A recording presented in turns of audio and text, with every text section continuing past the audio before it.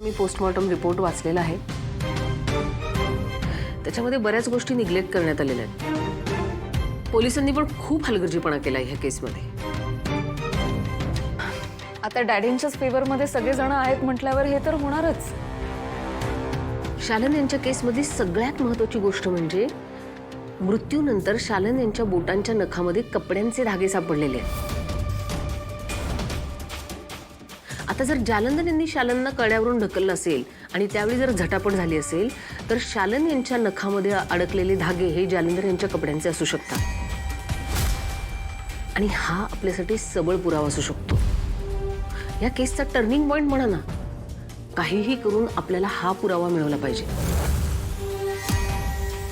आता हा पुरावा एकतर त्या जागेवर असू शकतो किंवा जालिंदर यांच्याकडे असू शकतो. सूर्या, तुळजा, आपल्याला काहीही करून हा पुरावा मिळवला पाहिजे.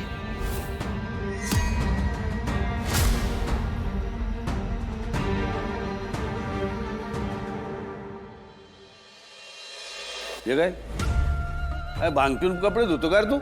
आमचा पंचा फाटलाच कसा? मालक, आज नाही मी कपडे धुवत तुमची. माझ्याकडनं झालंच नाही. हे लोक ना आधी चुका करतात आणि मग कबूल बी करत नाहीत. डॅडी, अहो तुम्ही कशाला तक करताय?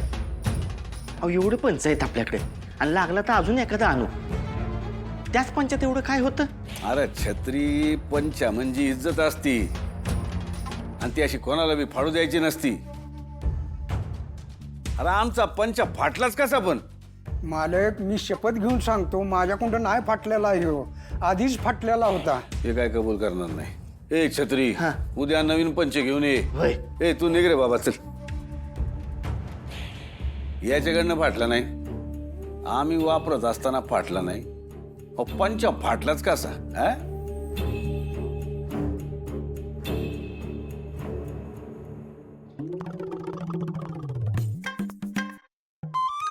आओ, हे घ्या तुमचं दूध.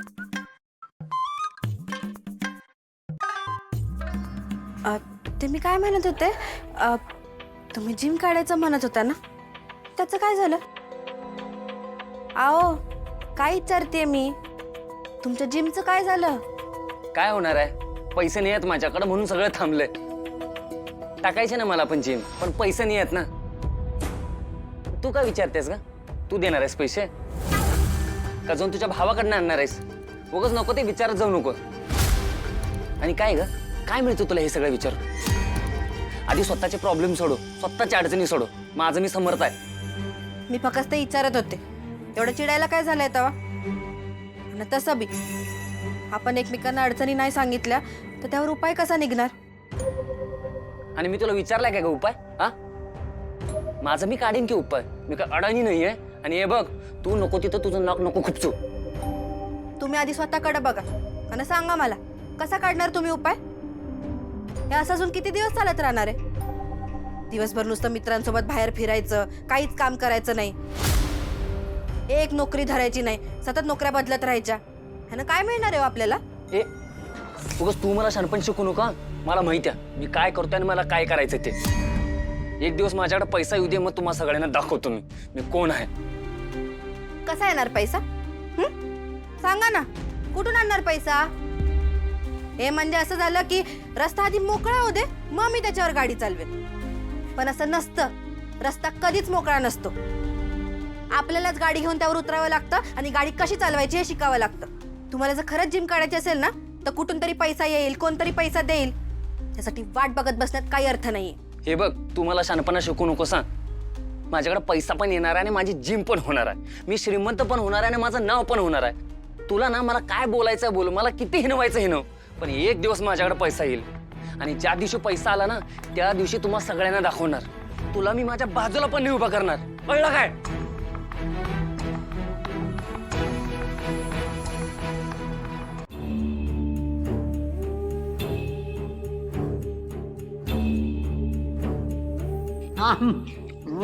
साहेब, काय पण म्हणा बरं का, इथं आल्यापासून आमची एकदम मजा चालली. अहो एवढं उभ्या आयुष्यात आम्ही कधी खाल्लं नाही. निंबाळकरांचा वाडा आहे. तिथं काय बी कमी पडत नसतं. फक्त दिलेलं काम नीट करा म्हणजे झालं. हा होईल साहेब, नक्की होईल. इथं काय खायला बोलवलं का तुम्हाला? हा नाही साहेब, आमच्या टाकलेल्या लेकीला घेऊन जायला बोलवले.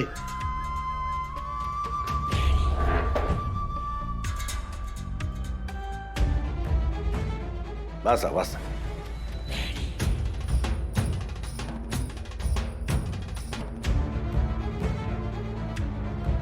डॅडी आहो. ही बंदूक पाहिली का? यातल्या प्रत्येक गोळीवर तुम्हा दोघांचं नाव लिहून ठेवलेलं आहे असंच समजा. साहेब, काय चुकलं काय आमचं? अहो, तुम्ही सांगताय ते सगळं करतोय की आम्ही. आणि काय करायला पाहिजे? आम्ही म्हणतोय तसं करताय तर काम पूर्ण व्हायच्या आधी खात का बसलाय? तुम्हाला प्रेमानं सांगतोय, आमचं काम जर वेळेत पूर्ण झालं नाही, आमचं काम जर तुम्ही मजा मस्तीत घेतलं, ते बंदुकीतल्या सगळ्याच्या सगळ्या गोळ्या तुमच्या मेंदूत रिकाम्या करीन.